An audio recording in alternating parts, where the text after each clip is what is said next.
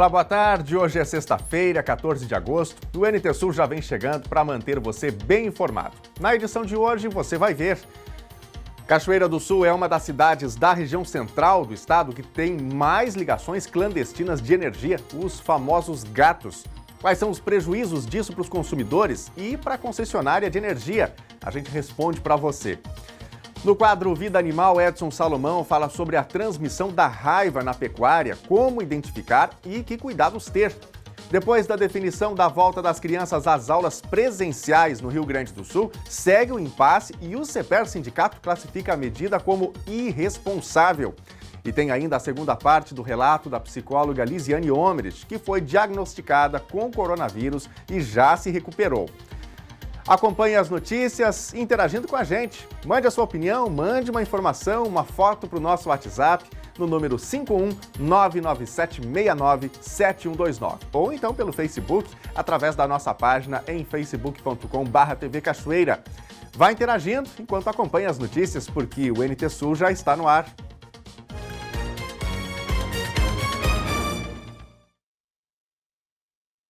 Chegou ontem a marca dos 300 casos confirmados de coronavírus. A Secretaria Municipal da Saúde informou que ontem foram registrados 12 novos casos. Entre eles está um bebê de 1 ano e 3 profissionais da saúde. Também foram registrados ontem 35 novos casos suspeitos e 28 foram descartados. Mais 5 pacientes são considerados recuperados da Covid-19. Com estes novos dados, Cachoeira do Sul tem 300 casos confirmados e 110 suspeitos. 960 já foram descartados. Dos 300 confirmados, 183 já estão recuperados. 3 óbitos por decorrência do coronavírus foram registrados no município até o momento. E em alguns bairros, os números de casos são bem maiores do que em outros. Nós vamos ver. O bairro Centro continua sendo o que tem mais casos, são 34. Santa Helena é o segundo bairro com mais casos confirmados, registrando 24. Em seguida vem os bairros Soares e Carvalho, com 21 e 20 registros. Outros 7 bairros têm mais de 10 casos. São eles Barcelos, com 19, Nossa Senhora de Fátima, com 18 casos, Quinta da Boa Vista, com 14, Marina, Noêmia e Santo Antônio, com 12 casos cada, e Visconde de Mauá, com 10. 14 bairros ainda não registraram nenhum caso de coronavírus. O mapa leva em consideração os dados da nota informativa divulgada no dia 11 de agosto, quando Cachoeira do Sul registrava um total de 280 casos de coronavírus. Os planos de saúde estão agora obrigados a cobrir os testes sorológicos para o novo coronavírus. A medida foi aprovada pela diretoria colegiada da Agência Nacional de Saúde Suplementar de forma unânime em reunião extraordinária ontem. O exame de sorologia identifica a presença ou não de anticorpos IgA, IgG ou IgM no sangue dos pacientes que foram expostos ao vírus causador da Covid-19 em algum momento. Em junho, em cumprimento a uma decisão judicial, a ANS já havia tornado a cobertura do teste obrigatória pelos planos de saúde. Mas, no mês seguinte, o Tribunal Regional Federal da 5ª Região derrubou a decisão. Assim, a cobertura do exame não estava regulamentada. Desde março, os planos de saúde são obrigados a cobrir outros testes para o diagnóstico da doença, como o RT-PCR. Além desse, outros 6 exames estão no rol de procedimentos obrigatórios para a detecção do coronavírus. Gente, no primeiro semestre deste ano, a RGE, em parceria com a Polícia Civil, regularizou mais de 1.000 fraudes e furtos de energia na região central do Rio Grande do Sul, os famosos gatos. As cidades com maior número de irregularidades foram Santa Maria e Cachoeira do Sul. Esta mensagem foi enviada por um telespectador que pediu para não ser identificado. Na mensagem, conta que as equipes da RGE percorrem a rede e, na maioria delas, encontram as ligações clandestinas. Retiram elas, mas logo novos gatos são feitos. O gerente de serviços de recuperação de energia da RGE conta que a distribuidora tem ações para combater estes gatos. A RGE trabalha constantemente buscando formas para a gente poder diminuir essa incidência do crime que é o furto de energia. Hoje esse crime ele impacta todos, não só a empresa, mas impacta também o estado do Rio Grande do Sul, que deixa de arrecadar com o ICMS, impacta o próprio cliente também, que tem parte desse furto repassado dentro da tarifa. Então é um problema de todos. E é um problema também operacional para aqueles clientes que têm o fornecimento regular e eventualmente acabam sendo prejudicados por um furto causado por uma ligação mal feita, clandestina ali de algum vizinho que pode também estar furtando energia. Sem falar das quedas, né? Porque a empresa muitas vezes precisa ir até o local para religar a chave, porque o curto ele acaba gerando a queda de energia e desabastecimento de centenas de residências. Exatamente, especialmente porque aquelas pessoas que não pagam pela energia que consomem tendem a desperdiçar mais energia também. Então acaba sobrecarregando a rede próxima ali e causa realmente os curtos e as faltas de energia que prejudicam os clientes que moram ali ao lado daquela localidade onde há uma irregularidade. Quando a concessionária consegue identificar qual é a residência que fez o gato, chega a ser aplicada uma multa? A concessionária, quando ela identifica, ela envia uma notificação e a partir daquele momento é feito um cálculo de toda a energia que foi furtada, que deveria ter sido paga e não foi naquele momento. Em alguns casos específicos, a gente consegue o apoio da Polícia Civil ou até da Brigada Militar. E aí, quando conseguimos esse apoio, isso se torna um processo criminal e a pessoa, além de pagar o que ela deveria para a distribuidora, ela também passa a responder por um processo que pode gerar até 4 anos de cadeia. No primeiro semestre deste ano, somente na região central, foram efetuadas 5.126 inspeções em 22 cidades. Deste total, a empresa regularizou 1.554 ligações, das quais 454 eram fraudes. A energia recuperada nessas ações foi de 3.756 megawatt-hora, quantidade suficiente para abastecer mais de 2.000 residências por um ano, levando em consideração um consumo médio de 150 kWh ao mês para cada residência. A gente conta bastante com o apoio dos nossos clientes também para, tomado com as outras iniciativas que nós temos de inteligência artificial, de outros meios de detecção de fraudes, para a gente conseguir chegar mais rápido nesses clientes e solucionar esses casos de fato. Então, os clientes podem denunciar através do aplicativo CPFL Energia, que é uma fonte que a gente tem de recolher essa informação. Também pode denunciar através do site www.rge-rs.com.br/fraude ou pelo e-mail denunciafraude@cpfl.com.br. A maioria dos nossos funcionários, a grande maioria, está apta e disponível para a gente fazer essa autuação lá no momento. A gente trabalha também com outros funcionários que não têm essa interação direta com a rede, mas que também têm esse olhar atento e que nos trazem valiosíssimas informações para que a gente possa internamente tratar e direcionar o mais rápido possível para a gente conseguir sanar esse problema. O gato ele acaba acontecendo porque muitas residências são construídas em locais, a gente costuma chamar, né, de área verde, são locais onde não deveriam existir casas, então a própria RGE não tem como instalar um poste ali e fazer uma ligação legal, né? Não é permitido isso e por isso essas pessoas acabam recorrendo. Claro que nada justifica, a gente sabe que nada justifica, mas acabam recorrendo a isso. Como você bem colocou, assim, nada justifica a gente cometer um crime ali por conta desse caso. Mas nessas áreas irregulares, a RGE sempre busca contato com as prefeituras para a gente tentar solucionar isso da forma mais pacífica possível. A gente tentar conseguir essa documentação ou conseguir legalizar aquele terreno ali para que a gente possa levar uma energia de forma correta e segura para essas pessoas que estão ali morando. E, eventualmente, quando a gente parte para o corte, é porque nós já estressamos todas essas tentativas e a gente tem que partir realmente para eliminar o risco que ali está instalado, porque aquelas pessoas que ali moram também estão submetidas a um risco bem alto. Só em Cachoeira do Sul, no primeiro semestre deste ano, as equipes da RGE efetuaram 1.031 inspeções, regularizando 418 ligações, das quais 168 eram fraudes. Multas foram aplicadas. A RGE vai atrás das informações dentro dos nossos sistemas de cadastro ou também até dentro de alguns outros sistemas que a gente tem de empresas parceiras ou até de cadastros também com a prefeitura. Então, a gente sempre busca cobrar daquela pessoa que de fato fez o furto. A gente não vai cobrar de outra pessoa que não seja responsável por aquele crime. E daqui a pouquinho nós vamos falar também sobre outro problema que está relacionado à energia elétrica aqui em Cachoeira do Sul, que são os curtos-circuitos, né, também ali no bairro Noêmia.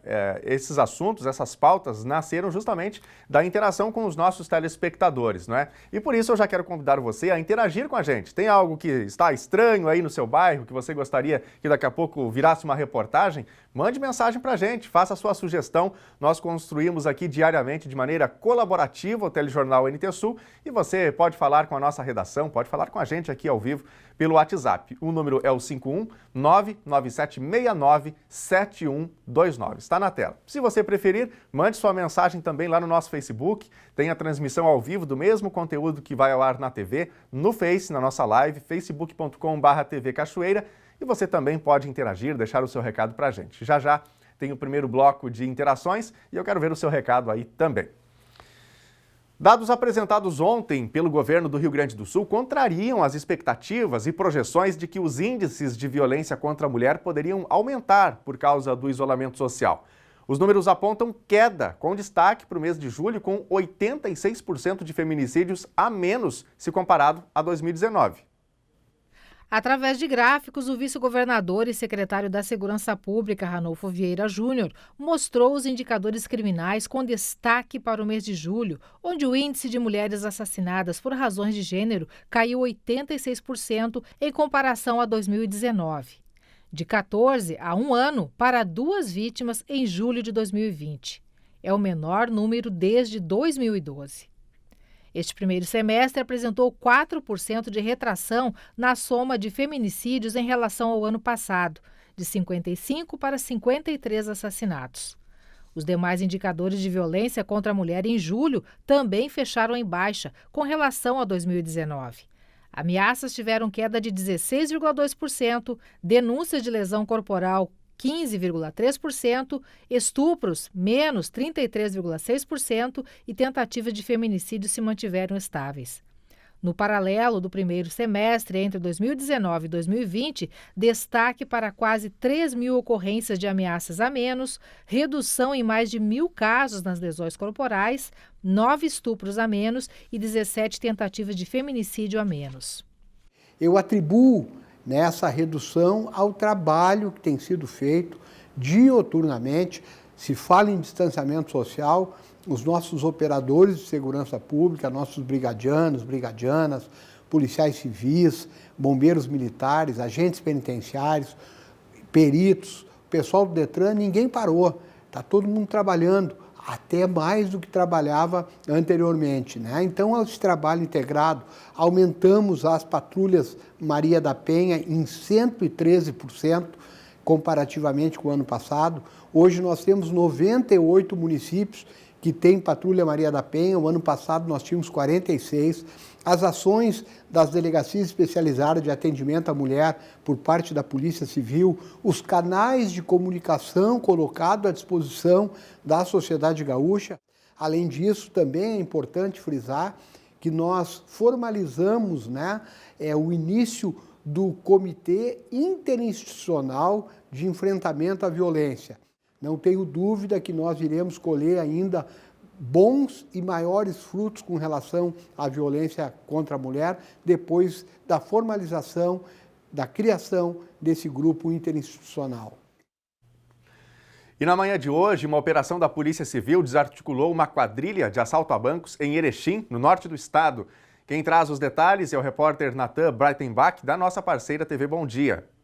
A Polícia Civil realizou na manhã desta sexta-feira a segunda fase da operação denominada Rajada, nos municípios de Getúlio Vargas, Sertão, Bagé e também Erechim. Segundo a polícia, foram cumpridas 19 ordens judiciais de busca e apreensão, 13 prisões preventivas, 3 prisões em flagrante, além da apreensão de um menor de idade. Os presos foram encaminhados ao presídio de Getúlio Vargas. 45 viaturas e 139 policiais civis das regiões de Erechim, Passo Fundo, Vacaria, Soledade, Carazinho, Bagé e Cruz Alta auxiliaram na operação. Foram apreendidas ainda 7 armas, sendo 4 revólveres e 3 espingardas, além de munições de diversos calibres. um carro modelo VW Paraty e um veículo modelo Renault Logan que eram utilizados pelos criminosos também foram apreendidos. A polícia encontrou ainda porções de maconha, de cocaína, celulares, balanças de precisão, lunetas, touca ninja, além de outros equipamentos. A operação é resultado, então, de aproximadamente 4 meses de investigações conduzidas pela Delegacia de Polícia lá de Getúlio Vargas. E teve por objetivo, então, desarticular uma quadrilha envolvida no tráfico de drogas e no envio de veículos furtados e roubados para outros estados e até mesmo outros países. De acordo com a polícia, este mesmo grupo planejava executar pelo menos 3 roubos a bancos aqui na região norte do estado, que foram evitados a partir, então, destas ações da Polícia Civil desenvolvidas entre os meses de maio e também junho deste ano. A partir da primeira fase da Operação Rajada, verificou-se a existência, então, de uma rede de criminosos que possuíam um vínculo com o tráfico de drogas e este grupo, então, seria responsável por grande parte do tráfico lá no município de Getúlio Vargas, mas estava atuando em toda a região norte. Segundo o delegado de polícia Jorge Fracaro Pierezan, titular da Delegacia de Polícia de Getúlio Vargas, as ações de hoje pretendem, então, reestabelecer a ordem social na cidade e demonstrar que a Polícia Civil está sempre atenta a estes grupos que pretendem impor o crime no cotidiano da população getuliense e também do norte do Rio Grande do Sul. Obrigado, Natan, pelas informações da região norte aqui do Rio Grande do Sul. E ontem nós mostramos aqui no NT Sul a primeira parte do relato da psicóloga Lisiane Omerich, que teve coronavírus. No trecho que nós exibimos ontem, ela contou como foi diagnosticada, como foi o período de isolamento e relatou que, quando melhorou, recebeu alta e já estava aliviada porque poderia voltar para as atividades dela. Mas as coisas acabaram se encaminhando para um outro lado. Nós vamos agora conferir a segunda parte desse relato.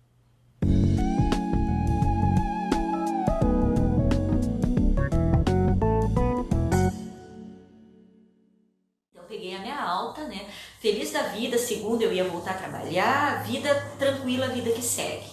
No dia seguinte, no sábado, me acordei muito ruim, muito, mas bem, com síndrome gripal muito forte, muito mais forte do que aquela que eu tive que me alertou que eu poderia estar com Covid. E falta de ar também, usei muito a bombinha. Procurei até me manter tranquila, porque quando tu tem falta de ar, tu começa a ter crise de ansiedade, aí sim, aí tu acaba parando no hospital, no respirador mesmo. Então usei muito a bombinha, eu tinha um inchaço no rosto, assim, parecia que eu estava tendo uma crise de sinusite forte, que a gente fica assim, congestionada, inchada, dor de garganta, tosse, muito espirro, muita dor no corpo, um arrepio gelado, assim, um arrepio o tempo todo, assim, um calafrio, uma sensação muito desconfortável. Aí, mais uma vez, por minha conta, entrei em quarentena de novo, entrei em isolamento de novo.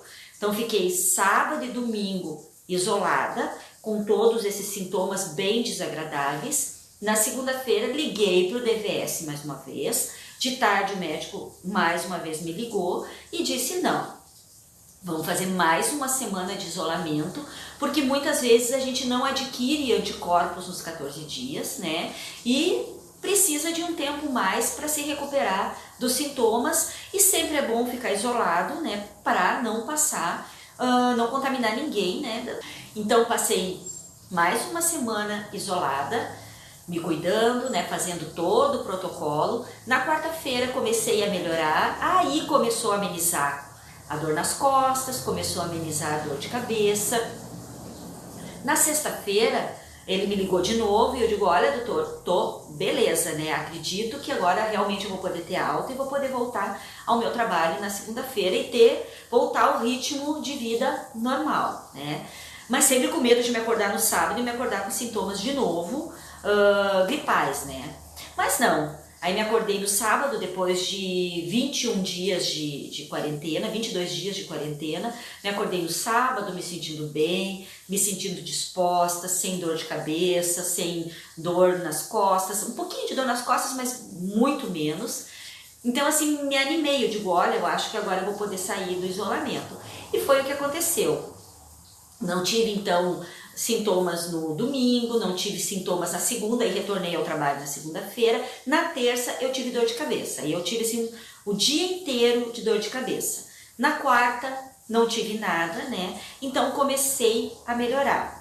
Sou muito agradecida por ter tido sintomas leves, por não ter passado por a situação que muitas pessoas estão passando, né? De precisarem ser hospitalizadas, de muitas vezes de perder a vida até pela gravidade da situação. E tive a certeza que qualquer um de nós pode ter Covid.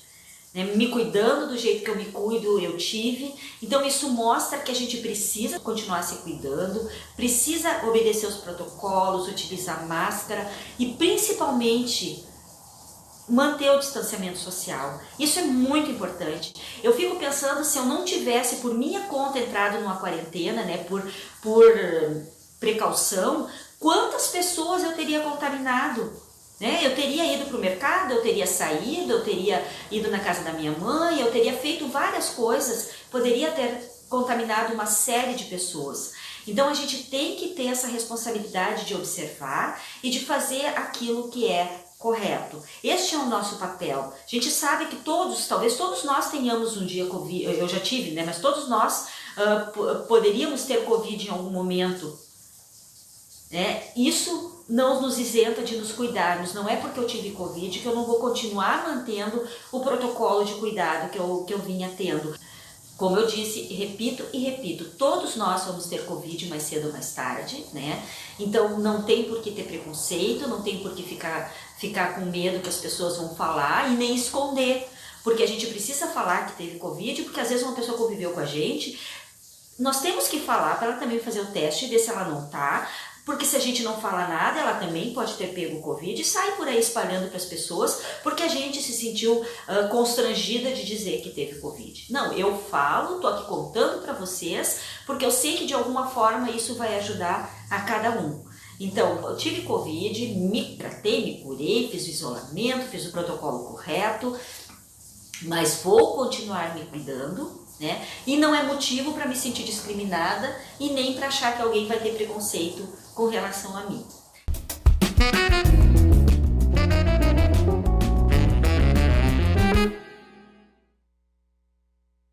Isso aí, importante relato da Lisiane Omrich, né? E a gente vai conferir agora algumas mensagens que os nossos telespectadores já estão enviando para a gente através do WhatsApp e também através do Facebook. Para você que quer participar, enviando a sua opinião, mandando a sua foto, a sua informação, o número do WhatsApp que já vai para a tela é o 51997697129. Está aí, salve no seu telefone, mande sua mensagem. No Facebook, você encontra a gente acessando facebook.com/TV Cachoeira. Vamos aqui para a telinha, vamos ver os recadinhos que estão chegando através do nosso WhatsApp. A Jane, faz muitos dias que a rua Dona Hermínia está às escuras, ou à escura, né? Está escura. Ligamos, mas até agora nada. Tem foto aqui que a Jane manda pra gente falando dessa situação. Aliás, não tem foto não, é apenas o relato, viu? O Everton da Silva também manda mensagem pra gente. Essa é a rua Laurindo Machado, que dá acesso aos bairros Vila Nova e Primavera. Está assim, cheia de buracos. Quando chove é ainda pior, porque os buracos ficam cheios de água. Fica difícil até para andar. Agora sim tem foto aqui que o Everton manda pra gente aí. Aí dá para ter uma ideia, né, da situação que fica, né, essa rua quando chove. Muitos buracos, enfim, fica ali tudo embarrado, né? O Alexandro também manda mensagem pra gente. Essa é a situação na rua Ana Francisca Rodrigues, no bairro Noêmia. Vamos dar uma olhadinha. O Alex, vídeo pra gente. Vamos dar uma olhada aí no que ele relata sobre essa. Mas aí... Olha a situação aí na rua Ana Francisca Rodrigues, aqui no bairro Noêmia. Olha aí. Olha como é que fica aí. Agora conseguiram largar aí um areião para dar uma diminuída na situação aí, ó. Mas isso aí, todos os dias de chuva, essa situação aí, ó. É, situação complicada, né? As ruas que não tem o calçamento, não tem asfaltamento, quando chega essa época do ano com chuva, vira uma bagunça, né? E é um quadro recorrente o que acontece ali no bairro, nesse bairro relatado aqui no bairro Noêmia, né? Relatado pelo nosso telespectador. Então são situações que precisam realmente ser corrigidas aqui em Cachoeira do Sul. Vai mandando sua mensagem, mande seu recadinho pra gente. Daqui a pouquinho tem mais um bloco de interatividade e a gente quer a sua participação aqui no NT Sul. A seguir, no quadro Vida Animal, Edson Salomão fala sobre a transmissão da raiva na pecuária, como identificar e que cuidados ter. E ainda, depois da definição da volta das crianças às aulas presenciais no Rio Grande do Sul, segue o impasse e o CEPER Sindicato classifica a medida como irresponsável. Não sai daí, o NT Sul volta já.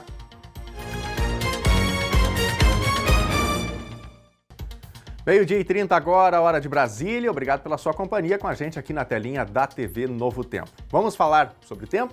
Cachoeira do Sul segue com clima nublado, com um clima chuvoso, mas no domingo isso pode mudar. Só que com o sol vai chegar um frio um pouco mais intenso também. Vamos entender isso melhor na previsão do tempo. Sexta-feira de tempo nublado em Cachoeira do Sul e podem ocorrer pancadas de chuva a qualquer hora. Temperatura mínima 14 graus, máxima 20. Sábado o tempo vai ficar igualmente nublado, pode ter garoa pela manhã. À tarde pode ocorrer a abertura de sol, mas ainda com muitas nuvens. Temperatura mínima 14 graus, máxima 20. Domingo o sol volta a predominar em Cachoeira do Sul, não chove. Temperatura mínima 5 graus, máxima 16. Veja agora como fica o tempo hoje em todo o Rio Grande do Sul. A nebulosidade persiste no estado gaúcho nesta sexta-feira, mas a instabilidade forte deve se fazer presente apenas no fim da tarde. O deslocamento para outras regiões pode provocar temporais da tarde para a noite. De acordo com a Metsul Meteorologia, deve haver muitos raios com vento forte. Em compensação, a temperatura deve ser mais alta em relação à quinta-feira. A instabilidade traz um risco a mais. Além do temporal, a chance de granizo em algumas partes do estado. Na capital gaúcha, Porto Alegre, máxima de 21 graus. Em Uruguaiana, na fronteira oeste, a máxima é de 21 também. No norte do estado, em Passo Fundo, 22. Em Santa Maria, na região central, 21. Em Tramandaí e Torres, litoral norte, 17 graus. No sul do estado, em Pelotas e Rio Grande, 16 graus.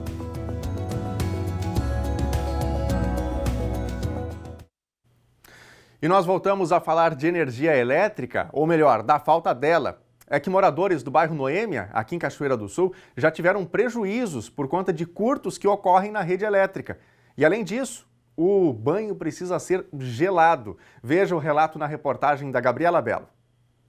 Este vídeo, gravado pelo Edson, mostra o curto-circuito na rede elétrica. O morador da rua Ernesto Pertilli, no bairro Noêmia, conta que convive com o problema há 3 anos, desde que veio morar em Cachoeira do Sul. Ele detalha como tudo acontece.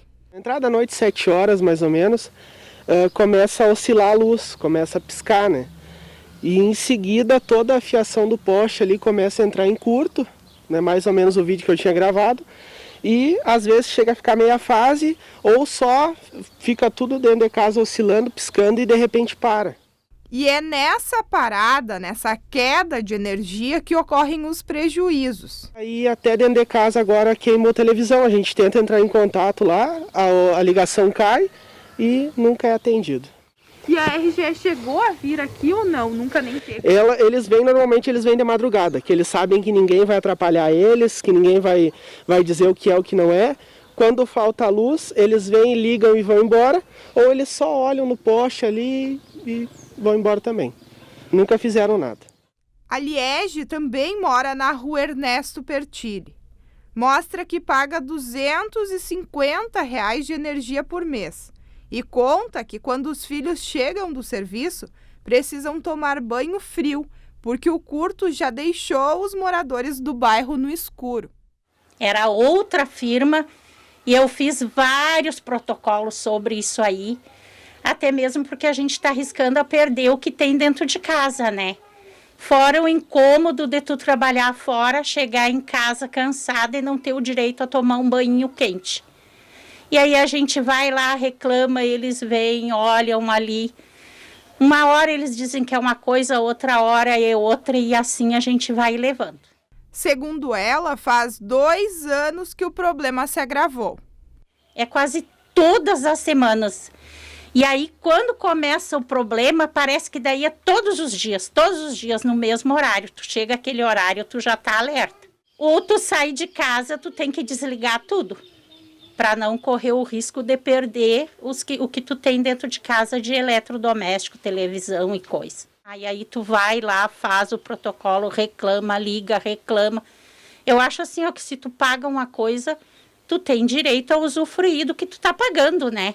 Parece que a gente tá pedindo um favor para eles ainda se sentem ofendidos quando tu vai lá, ou quando tu liga. Já imaginou não poder tomar um banho quentinho no frio do inverno aqui do Rio Grande do Sul?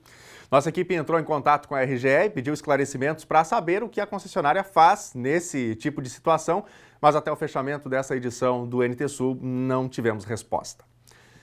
E aí, onde você mora? Tem muito desse problema também? Tem uma foto, tem um vídeo disso? Manda pra gente, conta a sua história que a gente quer mostrar aqui na nossa telinha. O número do nosso WhatsApp é o 51997697129.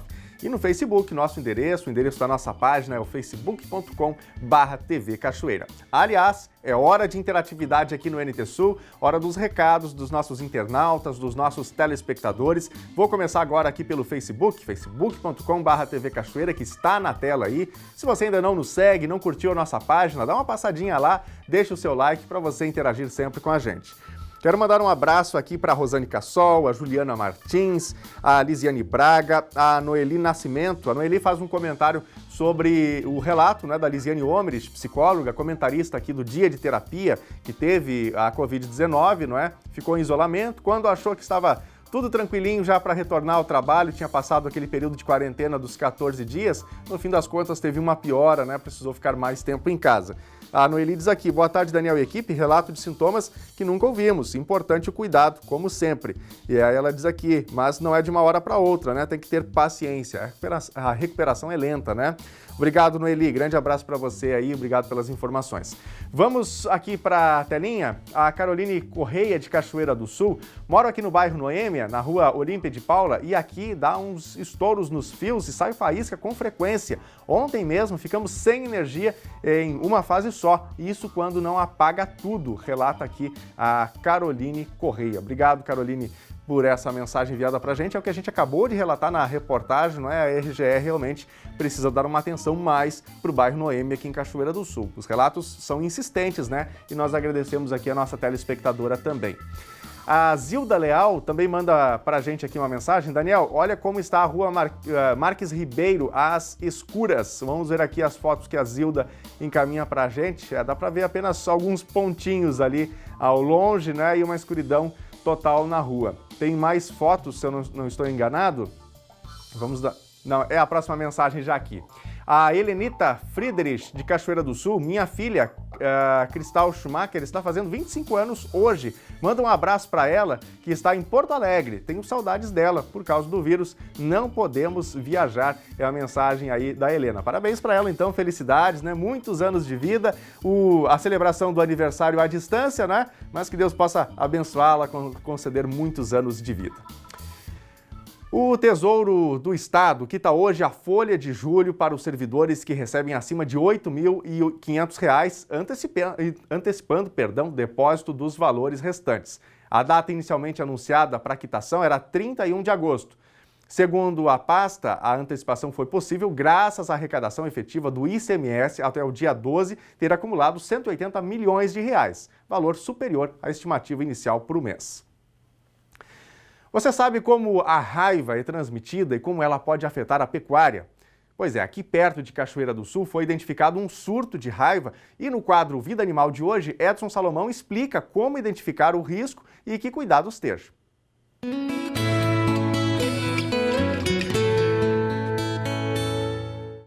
Ontem tomei conhecimento por um e-mail encaminhado por um amigo pecuarista de um surto de raiva que está ocorrendo no município vizinho, aqui em Santa Cruz do Sul, e cidades ali por perto também, como Rio Pardo. É uma coisa muito preocupante, porque a raiva causa um prejuízo enorme na pecuária, na América do Sul, em torno de 50 milhões de dólares perdido com essa doença, pela mortalidade dos bovinos. Só no Brasil, em torno de 15 milhões. Então, é uma doença muito grave e o principal de tudo, é uma doença que é uma zoonose, que pode, inclusive, zoonose é aquelas doenças transmitidas dos animais para o homem ou do homem para os animais. Então, a raiva é uma zoonose muito grave e essa que ataca os herbívoros é transmitida pelo morcego hematófago. É um morcego que se alimenta de sangue e quando ele está contaminado pelo vírus da raiva, ele pode transmitir a doença. Então os proprietários têm que ficarem atentos quando notarem no pescoço, principalmente, em algumas outras partes do corpo, ferimentos assim, raspado, que fica correndo sangue, principalmente em bovinos e equinos. Isso é sinal que o morcego está atacando. Nem todo morcego transmite a raiva. Muitas vezes ele morde, se alimenta de sangue, mas ele só vai transmitir a raiva se ele estiver contaminado. Então as pessoas têm que ter cuidado, porque se tiver um morcego contaminado com o vírus da raiva, ele pode transmitir essa doença e o pessoal que está trabalhando com esses animais tem que se cuidar também, porque o vírus está presente no sangue, na saliva, nas excreções dos animais. Então, é uma doença de notificação obrigatória, tem que ser comunicado à inspetoria veterinária, né? E hoje eu entrei em contato com a colega, com a Aline Castanino Molina, que é a chefe aqui da inspetoria de Cachoeira, e aqui na nossa cidade, aqui na nossa região, não tem registro assim, de casos de raiva de herbívoros. Mas sempre fica o alerta, né? Porque a equipe da Secretaria da Agricultura está trabalhando nesses locais onde tem focos. Mas o proprietário deve comunicar à inspetoria veterinária quando encontrar alguma furna, alguma gruta, onde que tenha morcegos, porque esses morcegos hematófagos, eles vivem geralmente em furnas.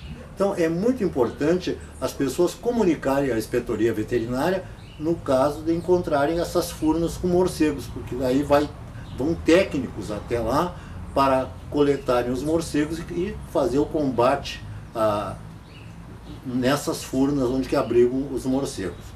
Uma coisa muito importante também é que é uma doença que tem vacina, e uma vacina muito barata.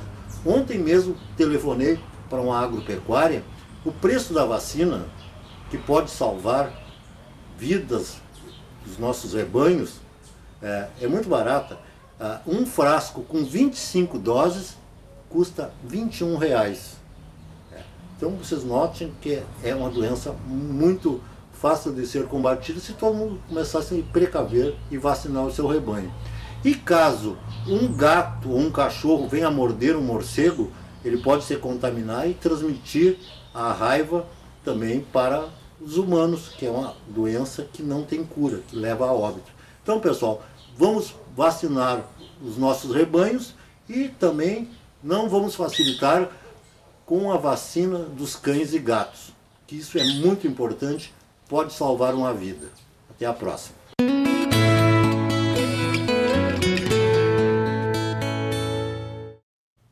E a gente aproveita para destacar que você também pode interagir com o médico Edson Salomão, ele pode responder as suas dúvidas aqui no quadro Vida Animal. Basta você enviar o seu questionamento também para as nossas redes sociais aqui do NT Sul. Gente, depois de iniciar o debate sobre o retorno das aulas presenciais e apresentar um calendário propondo que a educação infantil fosse a primeira a voltar a partir de 31 de agosto, o governo do Rio Grande do Sul volta a falar em responsabilidade na retomada das atividades, mas sem descartar o calendário. O CEPERS, sindicato, contra-ataca, classificando a medida como irresponsável. Uma pesquisa do CEPERS, sindicato que representa os professores do estado do Rio Grande do Sul, mostra que 70% das escolas afirmam não ter espaço físico suficiente para garantir ventilação e distanciamento necessários para evitar o contágio do coronavírus. O levantamento, que ouviu 1.700 pessoas em 253 municípios gaúchos, vem como resposta ao governo Eduardo Leite, que propôs a volta das atividades presenciais no final deste mês, iniciando pela educação infantil, em reunião com a FAMURS, entidade que representa os municípios gaúchos. Tão logo a proposta de volta às aulas foi divulgada publicamente, um movimento, inclusive nas redes sociais, se formou criticando a atitude do governo. Pais e professores se posicionando contra a volta presencial das atividades no momento em que os casos de Covid-19 crescem exponencialmente no território gaúcho e o sistema de saúde sofre com a reduzida capacidade de atendimento e nível elevado de adoecimento dos profissionais de saúde. Entre os participantes da pesquisa feita pelo CPERS, a maioria dos entrevistados acha que o retorno só deve ocorrer quando tiver uma vacina. Além disso, há a percepção de que as escolas não estão estruturadas para receber os alunos, especialmente na área de higienização e conservação sanitária. Em torno de 81% dos diretores admitiram que não tem número adequado de funcionários para a higienização. Entre os pais, a pesquisa aponta a apreensão entre as famílias com a retomada das aulas. 84% não pretendem mandar os filhos para a aula antes da vacina. Já 77% acha que a educação infantil deve ser a última modalidade a retornar. Em transmissão ao vivo pelas redes sociais na tarde desta quinta-feira, o governador Eduardo Leite afirmou que a sugestão para a retomada, iniciando pela educação infantil, é devido ao cumprimento de dias letivos nessa faixa de ensino não ser obrigatório. Segundo ele, os pais podem optar por enviar ou não os filhos aos educandários. Nós apresentamos uma ideia inicial de quando efetivamente as aulas poderiam começar a retornar. E apresentamos a data do dia 31 de agosto para que nós tivéssemos o retorno da rede de educação infantil. Por quê? Porque a rede de educação infantil é aquela onde o cumprimento de dias letivos e o envio dos alunos pelos pais não é obrigatório. O ponto objetivo que nós estamos enfrentando no Rio Grande do Sul neste momento, como em outros estados também, é que nas redes privadas, especialmente, os pais que têm seus filhos na rede privada, no ensino fundamental, por exemplo, ou no ensino médio, têm os seus filhos estudando por meio remoto, porque os seus filhos já têm autonomia para acessar e ter aulas remotamente.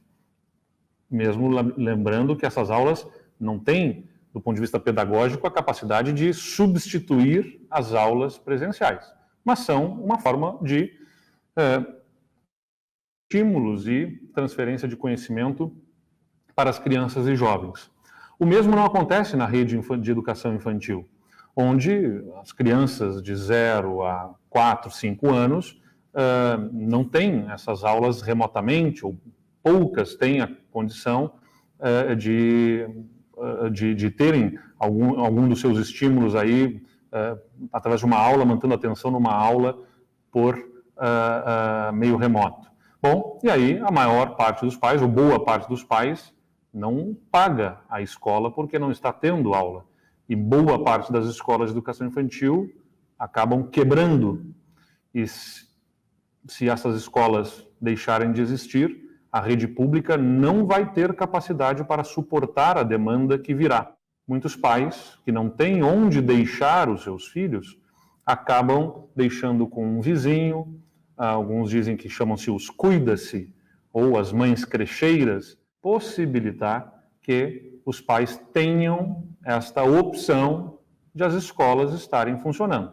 Os pais que não precisam de escola aberta, os pais que podem cuidar dos seus filhos em casa, muito bem, que bom, são até recomendável que assim permaneçam com seus filhos em casa.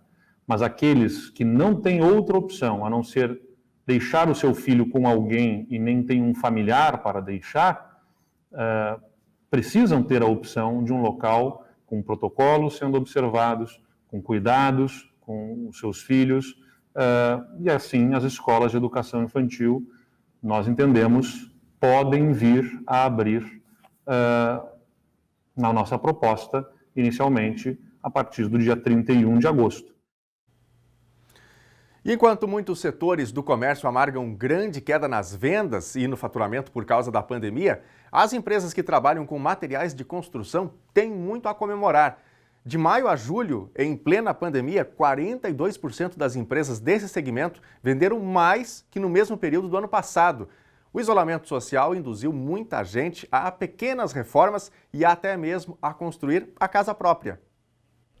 Mesmo com o abre e fecha do comércio em muitas regiões e as restrições da pandemia, o setor de material de construção não tem do que reclamar.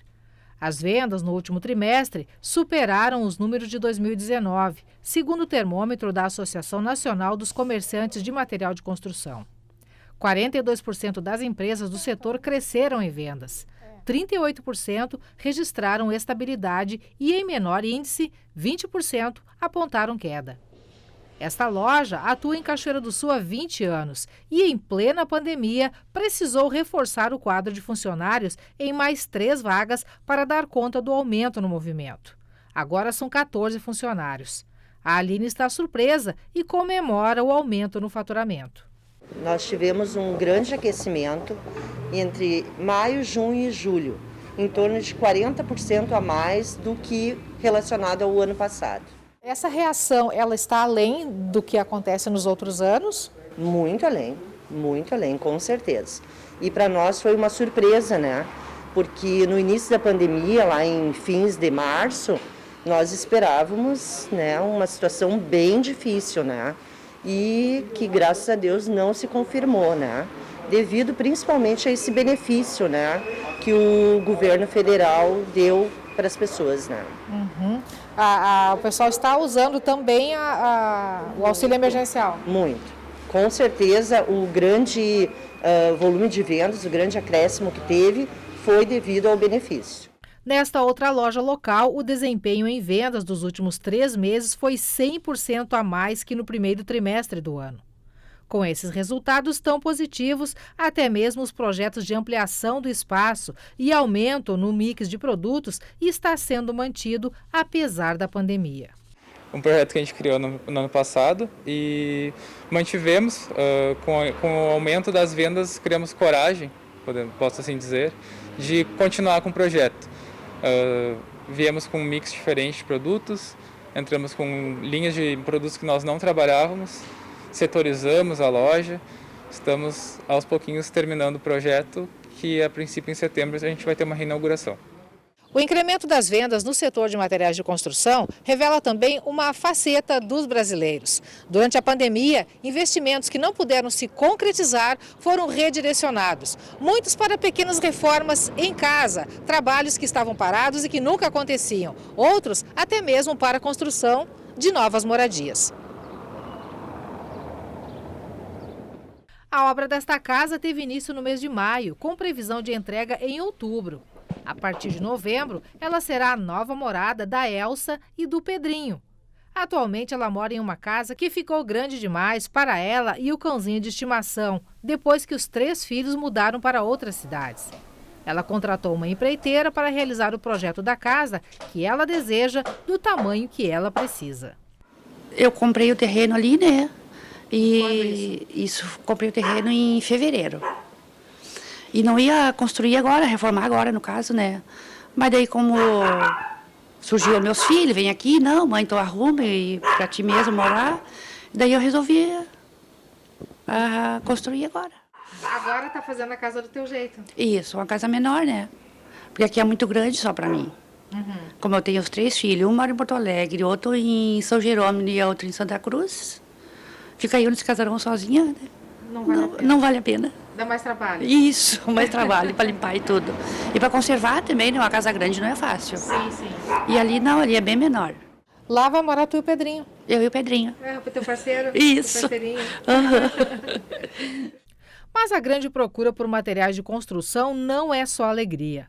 Muitos produtos já começam a faltar. E aí existe influência da pandemia, visto que muitas fábricas estão atuando com mão de obra reduzida devido às restrições sanitárias. O Diego tem uma construtora com vários projetos em andamento e já sente, além da dificuldade de adquirir alguns materiais, o aumento de alguns preços. Está aumentando o valor da matéria-prima em virtude da grande demanda do mercado agora.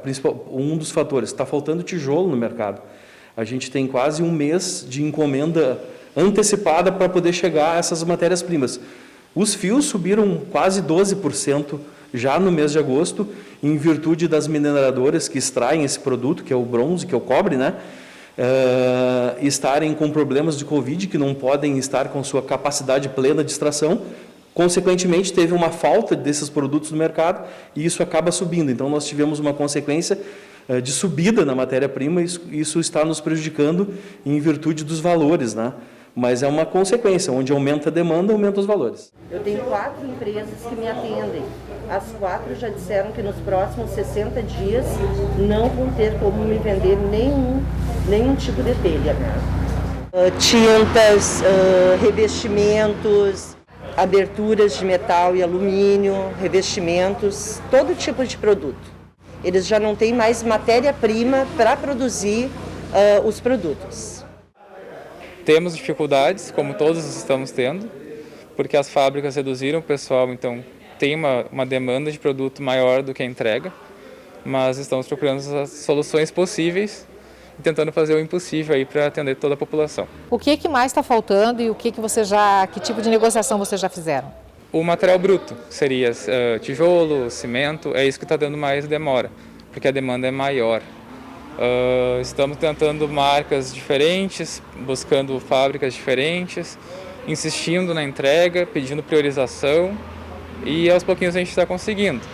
Não estamos deixando nenhum cliente sem material. As dificuldades dos empresários locais só confirmam mais um dado da Associação Nacional dos Comerciantes de Materiais de Construção, que aponta os produtos mais vendidos. Revestimento cerâmico, mais 67%, cal, cimento, madeira, areia, incremento de 46% e material elétrico, mais 30%. E nós vamos aqui a mais um bloco de interatividade do NT Sul. Quero começar mandando abraço para os amigos do Facebook, o Alírio Luz, mandando o seu comentário para a gente, o Alex Pinheiro, Adriana Rodrigues, Fátima Vieira. Muito obrigado a vocês pelos recadinhos. Vamos aqui para a tela ver mais algumas mensagens do nosso WhatsApp. A Darines, de Cachoeira do Sul. Quero homenagear minha filha, Jennifer Peixoto, que está completando seus 20 anos hoje. Vamos ver aí a foto dela, fazendo aniversário. A gente manda também o nosso desejo de muitas felicidades, muitos anos de vida. Vamos ver mais um recadinho aqui. A Fabiane Lopes. Hoje uma pessoa muito especial está de aniversário. Meu pai, Ari Domingues, está fazendo 61 anos. Um grande abraço para ele. Parabéns, seu Ari. Felicidades também, muitos anos de vida para o senhor. E ontem nós noticiamos aqui o falecimento da cachoeirense Dorothy Boulanger por coronavírus. Ela era técnica em enfermagem no Hospital Centenário de São Leopoldo e foi a primeira servidora da saúde a falecer em decorrência da Covid-19 no município. Ontem o Hospital Centenário divulgou um vídeo em que servidores e amigos prestam uma última homenagem a Dorothy no momento em que o corpo está deixando o local. Vamos ver.